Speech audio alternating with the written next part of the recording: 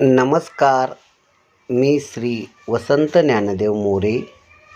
माझ्या यूट्यूब चॅनेलमध्ये आपले मनपूर्वक स्वागत करतो. नमस्कार. आज आपण माझ्या या व्हिडिओमध्ये दिवाळी सण, त्याचा इतिहास, शास्त्र, परंपरा आणि दिवाळी सणाचे बदलते स्वरूप याची संपूर्ण माहिती पाहणार आहोत. अज्ञानाच्या अंधकारातून ज्ञानाच्या प्रकाशाकडे नेणारा सण म्हणजेच दिवाळी. विविध रंगाचा आणि दिव्यांचा सण म्हणून दिवाळी म्हणजेच दीपावली साजरी केली जाते. हे करण्यामागे शास्त्र आहे. ते समजून घेऊन कृती केल्यास त्याचा अधिकाधिक लाभ होईल. संपूर्ण भारतातच नव्हे तर जगात दिवाळी मोठ्या उत्साहाने साजरा केली जाते. प्रत्येक प्रांत, देश यामध्ये तेथील चालीरीतीनुसार सण साजरा होतो. युगानुयुगे चालत आलेल्या या सणाचे स्वरूप मात्र बदलत चालले आहे, हे सत्य नाकारता येणार नाही. हिंदू धर्मातील सण, उत्सव, व्रते यामागे शास्त्र आहे. त्याचप्रमाणे वर्षाचे 12 महिन्यात येणारे सण आणि त्या काळात असणारे ऋतुचक्र यांची सांगड घालून त्याचा आपल्या मनुष्याला लाभ व्हावा हा उदात्त हेतू यामागे आहे. प्रत्येक सणाचे शास्त्र समजून घेऊनच सण साजरे केले तर त्याचा लाभ होईल. या लेखातून दिवाळी या सणाला इतिहास, शास्त्र, परंपरा आणि सध्याचे बदलते स्वरूप ही माहिती देण्याचा प्रयत्न केलेला आहे. दीपावली सणाचा इतिहास. दीपावली या शब्दाची उत्पत्ती संस्कृतमधील 2 शब्दांच्या उच्चाराने झाली. दीप म्हणजे दिवा आणि आवली म्हणजे ओढ. याचा संपूर्ण अर्थ पाहिला तर दिव्यांची एका ओळीत केलेली रचना, अर्थात दिवाळी. 14 वर्षाचा वनवास संपून प्रभू श्रीराम अयोध्येला परत आले त्यावेळी प्रजेने दीपोत्सव केला, अशी कथा आहे. यानुसार पूर्वापार हा सण साजरा केला जात आहे. आकाशदीप लावण्यामागील शास्त्र आणि त्याचे बदलते स्वरूप. त्रेतायुगामध्ये आकाशदीपाची संकल्पना जन्माला आली. प्रतिवर्षी दिवाळी हा सण आला की घरोघरी आकाशदीप म्हणजेच आकाशकंदील लावतात. आकाशदीप लावण्याची प्रथा ही पूर्वापार चालत आलेली आहे. या रूढी, परंपरा यांना काळानुसार बदलत गेल्या आणि त्याचे असणारे महत्त्व कुठेतरी कमी होत असून केवळ एक सण आणि त्यामधील कृती किंवा काही अंशी एक हौस म्हणून हे केले जात असल्याचे लक्षात येते. त्यामुळे बाजारात अनेक नवीन आकाराच्या नाविन्यपूर्ण वाटणाऱ्या वस्तूंचा उपयोग करून आकाशदीप बनवले जात आहेत. गेल्या काही वर्षापासून तर चिनी बनावटीच्या आकाशकंदिलांचा मोठ्या प्रमाणात वापर होऊ लागला आहे. परंतु असे करताना आकाशदीप किंवा आकाशकंदील लावण्यामागील शास्त्र, इतिहास काय आहे हे जाणून घेतले तर त्यातून योग्य कृती करण्याचा प्रयत्न होऊ शकतो आणि लाभ होऊ शकतो. दिवाळीतील दिवसांचे महत्त्व. वसुबारस आणि गुरुद्वादशी. आश्विन वद्य द्वादशी या दिवशी वसुबारस तसेच गुरुद्वादशी हे सण साजरे केले जातात. या दिवशी आपल्या अंगणातील गायीला वासवदत्तेचे स्वरूप प्राप्त होते, म्हणजेच तिचे एक प्रकारे बारसे होऊन तिला देवत्व प्राप्त होते. यासाठी या दिवसाला आपण वसुबारस असे म्हणतात. समुद्र मंथनातून 5 कामधेनू उत्पन्न झाल्या अशी कथा आहे. त्यातल्या नंदा नावाच्या धेनूला उद्देशून हे व्रत आहे. याच तिथीला गुरुद्वादशीच्या निमित्ताने शिष्य गुरुचे पूजन करतात. दररोज देशात हजारो गोहत्या होत आहेत. त्यामुळे गोवंशाची संख्या कमी होत चालली आहे.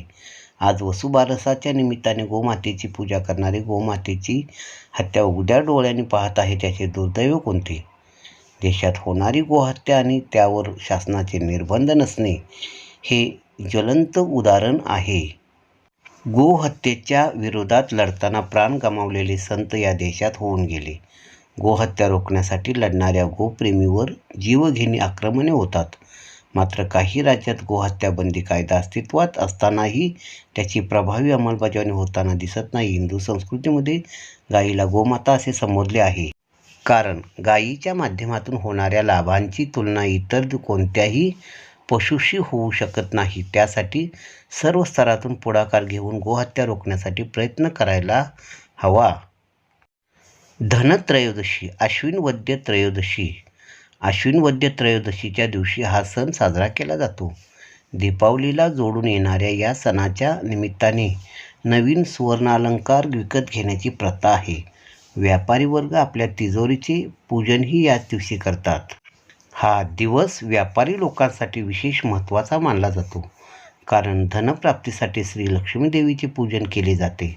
साधनेसाठी, अनुकूलता आणि ऐश्वर्य प्राप्त होण्यासाठी या दिवशी धनलक्ष्मीची पूजा करतात. धनत्रयोदशीला श्री लक्ष्मी तत्व पृथ्वीवर मोठ्या प्रमाणात येते. या दिवशी श्री लक्ष्मीची पूजा करताना सध्या लोक पैसे, नाणी, नोटा, दागिने या स्वरूपात करतात. या दिवशी श्री लक्ष्मीचे ध्यान आणि शास्त्र संमत पद्धतीने पूजन करणे अपेक्षित असते. असे केल्याने त्याचा अधिक लाभ होऊ शकतो.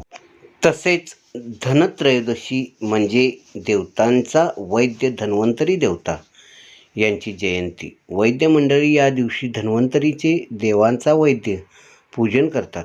कडुनिंबाच्या पानाचे बारीक केलेले तुकडे आणि साखर असे प्रसाद म्हणून लोकांना देतात. यात मोठा अर्थ आहे. कडुनिंबाची उत्पत्ती अमृतापासून झाली आहे. धन्वंतरी हा अमृत तत्व देणारा आहे हे त्यातून प्रतीत होते. कडुनिंबाची 5-6 पाने प्रतिदिनी खाल्ली तर व्याधी होण्याची शक्यता नाही, एवढे कडुनिंबाचे महत्त्व आहे. म्हणून या दिवशी तोच धन्वंतरीचा प्रसाद म्हणून देण्यात येतो. यमदीपदान. प्राणहरण करणाऱ्याचे काम यमराजाकडे आहे, म्हणून मृत्यू कोणालाच चुकला नाही आणि चुकवता येत नाही. पण अकाली मृत्यू कोणालाच येऊ नये याकरता धनत्रयोदशीस यमधर्माच्या उद्देशाने कणकेचा तेलाचा दिवा 13 दिवे करून तो घराच्या बाहेरच्या बाजूस दक्षिणेला तोंड करून सायंकाळी लावावा. एरवी दिव्याचे तोंड दक्षिणेस कधीही नसते. केवळ या दिवशी तेवढे दिव्याचे तोंड दक्षिणेस करून ठेवावे. 13 या अंकात यमाला तृप्त करण्याचे शब्दबीजात्मक स्वरूपाचे सामर्थ्य असल्यामुळे त्रयोदशीच्या दिवशी 13 दीपांच्या स्वरूपात मृत्यूच्या पाशातून सुटका करण्यासाठी यमाला प्रार्थना केली जाते. नरक चतुर्दशी. नरकासूर राक्षसाच्या वधाप्रित्यर्थ साजरा केला जाणाऱ्या दिवाळीतील या सणाच्या निमित्ताने पहाटे सूर्योदयापासून पूर्वी उठून अभंग स्नान केले जाते. अभंग स्नानानंतर अपमृत्यू निवारणार्थ यमतर्पण करण्यास सांगितले आहे. हा तर्पणाचा विधी पंचांगात दिलेला असतो, त्याप्रमाणे विधी करावा. या दिवशी ब्राह्मणांना भोजन आणि वस्त्राचे दानही दिले जाते. तसेच प्रदोषकाळी दीपदान करतात. ज्याने प्रदोषव्रत केले असेल तो प्रदोष पूजा आणि शिवपूजाही करतो. आयुर्वेद शास्त्र आणि भारतीय संस्कृती याची सांगड प्रत्येक बाबतीत अनुभवास येते.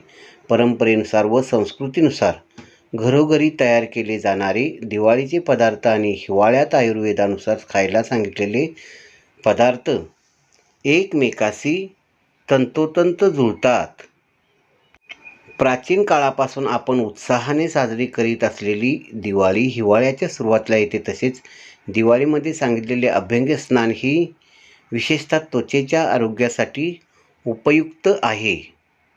मात्र सद्यस्थितीत दिवाळीच्या कालावधीत सुट्टीचे निमित्त साधून सहलीला जाण्याची प्रथा सुरू झाली आहे. तसेच नरक चतुर्दशी, पाडवा या सणाच्या दिवशी पहाटे 5 किंवा सकाळी 6 वाजता दिवाळी पहाट गीत गायनाच्या कार्यक्रमाचे आयोजन केले जाते. यामुळे संस्कृती कुठेतरी लोप पावत आहे का असा प्रश्न पडतो.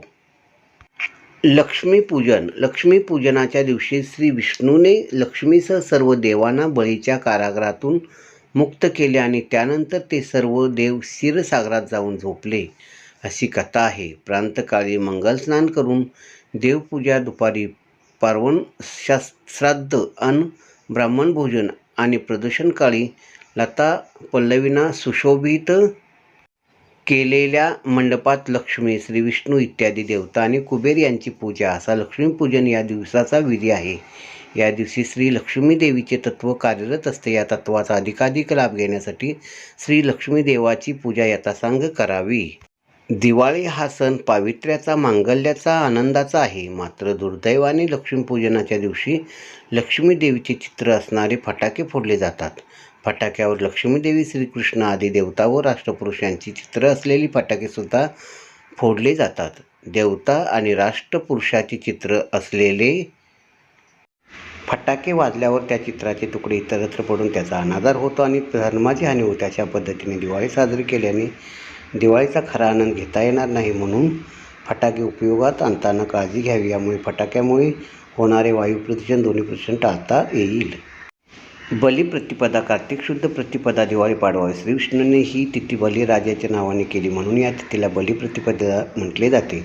अत्यंत दानशूर परंतु दान कोणाला द्यावे याची जाण नसलेल्या बलिराजाला भगवान श्रीविष्णूने वामन अवतार घेऊन पाताळात धाडलेल्याचा हा दिवस आहे. दिवाळी पाडवा 3.5 मुहूर्तापैकी अर्धा मुहूर्त आहे. हा विक्रम संवत कालगणनेचा वर्षारंभ दिन म्हणून साजरा करतात. या दिवशी अभ्यंग स्नान करून स्त्रिया पतीला ओवाळतात. या दिवशी गोवर्धन पूजा करतात. नवीन वस्त्रालंकार घालून पक्वानाचे भोजन करून आनंद साजरा करतात. भाऊबीज, यमद्वितीया. कार्तिक शुद्ध द्वितीया हा दिवस म्हणजे भाऊबीज. या दिवशी यम आपली बहीण यमुना हिच्या घरी जेवायला गेला म्हणून या दिवसाला यमद्वितीया असे नाव पडले. या दिवशी मृत्यूची देवता यम आपल्या बहिणीकडे जेवायला जात असल्याने नरकातील जीवांना या दिवशी नरक यातना भोगाव्या लागत नाहीत असे म्हटले जाते. तसेच या दिवशी बहीण भावाला ओवाळून त्याच्या दीर्घायुष्यासाठी प्रार्थना करते. या दिवशी भावाने बहिणीकडे जावे आणि बहिणीने भावाला ओवाळावे. एखाद्या स्त्रीला भाऊ नसेल तर तिने कोणालाही परपुरुषाला भाऊ मानून त्याला ओवाळावे. ते शक्य नसल्यास चंद्राला भाऊ म्हणून ओवाळावे. सध्या रोज कित्येक भगिनीवर बलात्कार, अत्याचार होत असणाऱ्या घटना घडत आहेत. एकतर्फी प्रेमातून कित्येकींची उघड हत्याही होती. लव जिहादसारख्या घटना घडत आहेत. याची खऱ्या अर्थाने जागृती होणे आवश्यक आहे.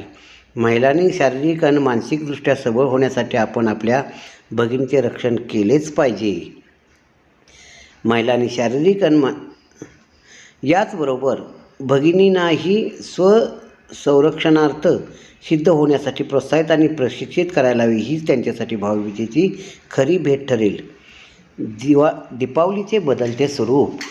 दिवाळी हा सण पावित्र्याचा, मांगल्याचा, आनंदाचा आहे. दिवाळीच्या धर्माचरणाच्या अंतर्गत येणाऱ्या तेलाच्या पंथेची आरास करणे, 5 दिवस सांगितलेल्या विविध पूजा आणि धार्मिक कृती करणे, नवीन वस्त्रे आणि दागिने परिधान करणे, नातेवाईकांना भेट देणे किंवा भेटणे, तसेच किल्ले, रांगोळ्या, फराळ, आकाशदिवे आदी गोष्टी पुरेशा आनंद देणाऱ्या आहेत. धर्मशास्त्र समजावून घेऊन त्यानुसार सण उत्सव साजरे केले तर त्याचा आध्यात्मिक लाभ होतो.